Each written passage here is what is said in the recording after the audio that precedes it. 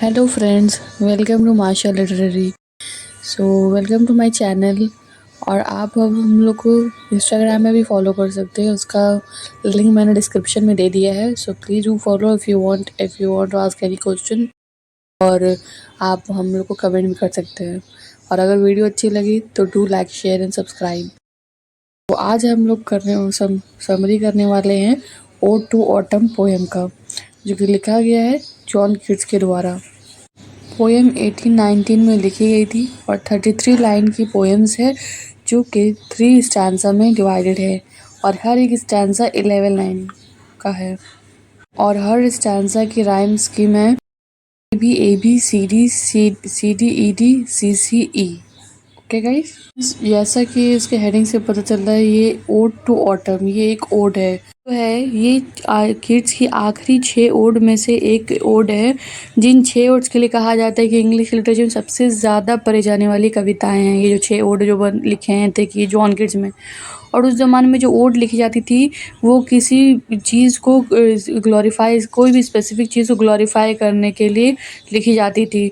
तो इस पोएम में ऑटम की बात की है, तो इस पोएम में ऑटम को बढ़ा चढ़ा के दिखाया जाता है, उसको ग्लोरीफाई किया जाएगा। गाइस, पोएम पे आते हैं और इसे लाइन बाय लाइन समझने की कोशिश करते हैं। सीजन ऑफ मिस्ट एंड मेलो फ्रूटफुलनेस। मिस्ट का मतलब धुंध और मेलो का मतलब पका हुआ। धुंध का मौसम और साथ ही फलों का मौसम। Next line, close bosom friend of the maturing sun, मतलब कि क्लोज फ्रेंड, बेस्ट फ्रेंड है किसका? मैच्योरिंग सन का। पोएट ये कह रहे हैं कि ये जो है सीजन, ये किसका बेस्ट फ्रेंड है? मैच्योरिंग सन का, जो फलों को पका देता है, बढ़ने में हेल्प करता है फ्रूट्स को। Now next line, conspiring with him how to load and bless. इसके साथ वो प्लान बनाता है, कंस्पायरिंग का प्लान बनाता है कि कैसे उसको बढ़ाया, कैसे उसको ब्लेस किया जाए इस फ्रूट पूरा लादने के लिए। With fruit the vines that round the thatch eaves run.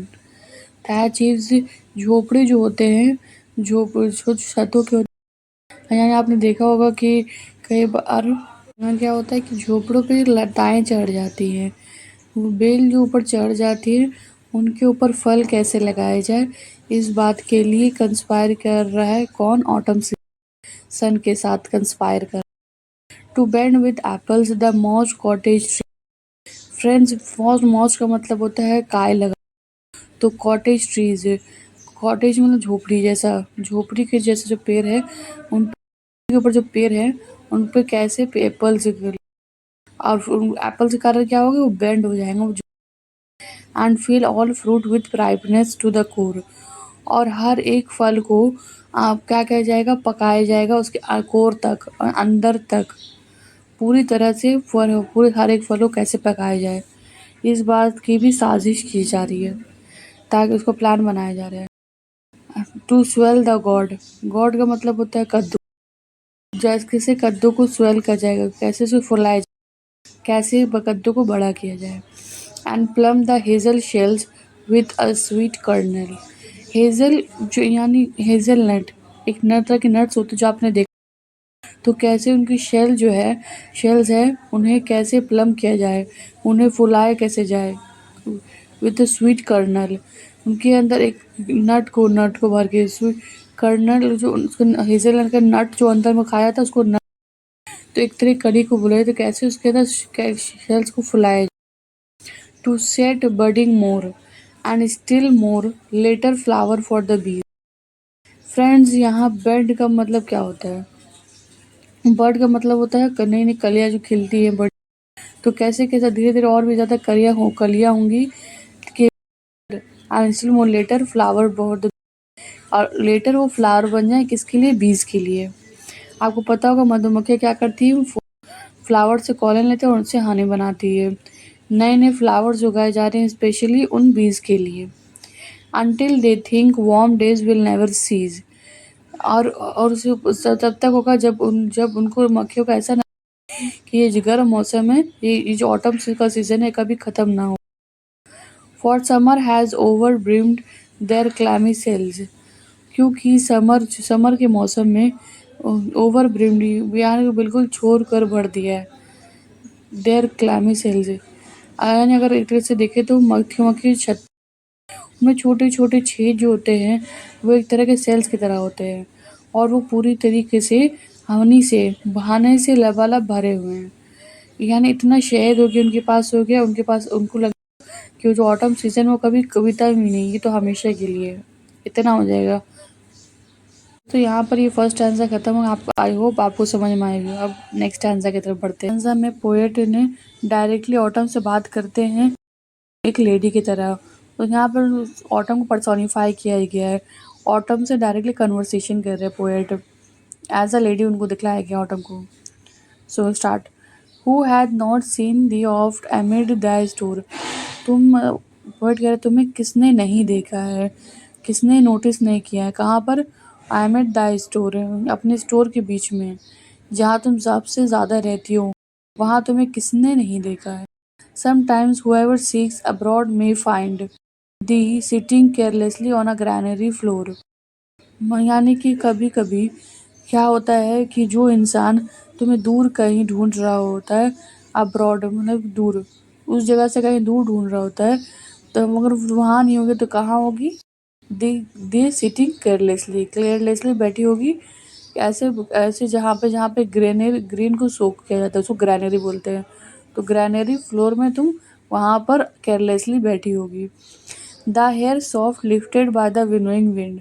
और इस विनोइंग विंड में तुम्हारा ग्रेन्स को जो है उसे दूर किया जाता है हवा की मदद से।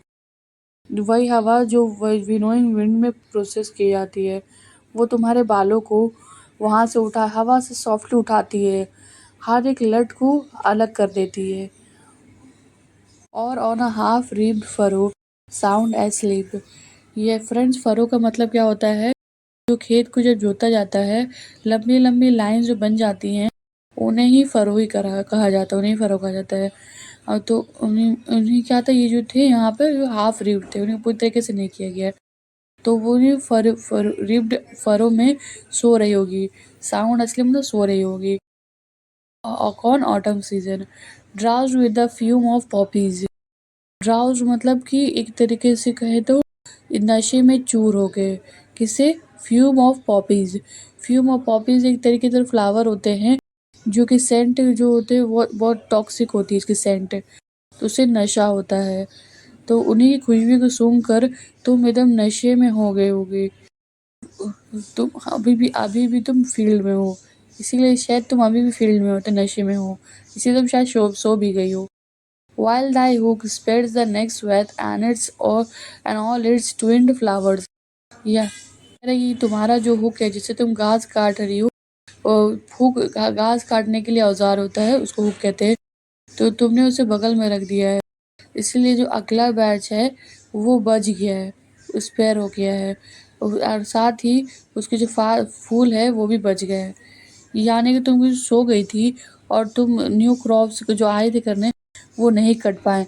वो तुम्हारा काम था कटवाओ, लेकिन चूंकि तुम सो गई हो तो अब वो नहीं हो, अब वो बच गए हैं और फ्लावर भी अब बच गए हैं। And sometimes like a gleaner thou dost keep. कभी कभी तुम्हें ग्लीनर की तरह इतना काम करती है। ग्लीनर क्या होता है? खेतों में फसल काट कर उस ज़मीन में फेंक दी जाती है, तो क्लीनर का काम जो होता है वो ग्लीनर लोग करते हैं, इकट्ठा करते एक साथ उठाते हैं और उनको साइड में करते हैं। वैसे ही बिल्कुल तुम भी वैसे ही बिल्कुल अपना काम कर रही हो। Steady the laden head across a brook. और तुम जो स्ट्रीम को बहती हुई नदी को, अपने आप को फलों को लदा हुआ देखने के बावजूद तुम्हारे पर बहुत सारा फोर्स है, बहुत सारा प्रेशर है काम करने का, नदियों को बहते हुए देख रही हो। और बाय अ साइडर प्रेस वो मशीन होता है जो एप्पल का जूस निकालने में काम आता है, वो मशीन। तो और by cider press with patient look, एकदम वो पेशेंट मतलब सब्र करके thou watchest the last oozing hours by hours के जो नीचे गिरती है उसे तो बूंदें टपकती हैं, आखिरी बूंद तक तुम पेशेंटली वहाँ पे बैठ के देखती हो, आर्ट्स बाय आर्ट्स घंटों तक बहुत ही पेशेंटली देखती हो। आगे पोइट कहते हैं, where are the song of spring. Ay where are they. यहाँ जो स्प्रिंग के मौसम की बात की गई, यहाँ पे वो कहाँ चले गए स्प्रिंग मौसम। स्प्रिंग के मौसम गीत कहाँ चले गए, जो इसमें जो बर्ड सॉन्ग होते हैं उन्हें कहते हैं। तो जगह चिड़िया चहचहाती हैं, उन्हें यहाँ क्यों नहीं है। Think or not of them thou hast thy music too. मतलब उनके बारे में मत सोचो, इसमें जो बर्ड सॉन्ग होते हैं उन्हें कहते हैं। तो जगह चिड़िया चहचहाती हैं, उन्हें यहाँ क्यों नहीं है।